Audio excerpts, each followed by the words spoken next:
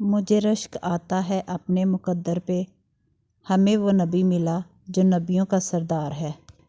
جب اللہ تعالیٰ کسی کو پسند کرتے ہیں نا، تو اس انسان کی پسندیدگی کا عالم یہ ہوتا ہے کہ وہ اس انسان پر بہت زیادہ آزمائشیں ڈالتا ہے، اتنی کہ وہ سوائے اللہ کے کسی کو پکارتا نہیں۔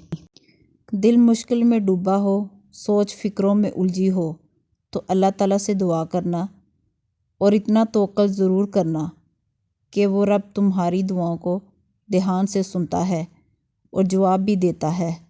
وہ ضائع جانے نہیں دے گا ان دعاؤں کو جو خلوص دل سے مانگی جائیں۔ جب تمہیں محسوس ہو کہ تمہاری طبیعت کو ذکر خدا سے سکون محسوس ہوتا ہے، تو سمجھ لو کہ اللہ پاک تمہیں پسند کرتا ہے۔ جو کچھ بھی تم اللہ سے روک کر تڑپ کر مانگتے ہو، دیکھنا ایک دن حقیقت میں تمہارے سامنے ہوگا انشاءاللہ۔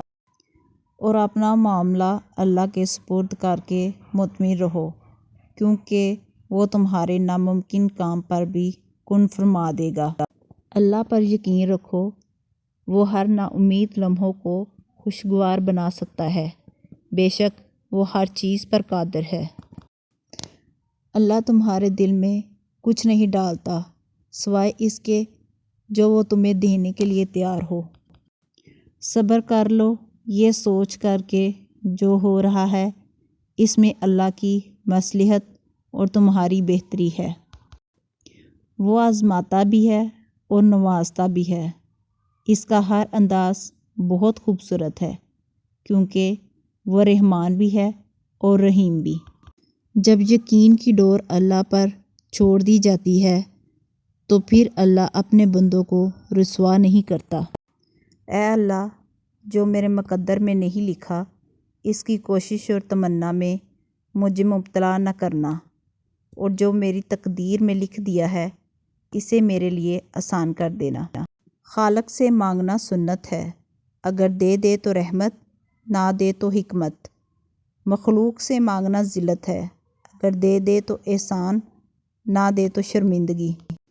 زندگی میں ہر چیز ملتی ہے، بس زندگی دینے والے رب پر یقین رکھو۔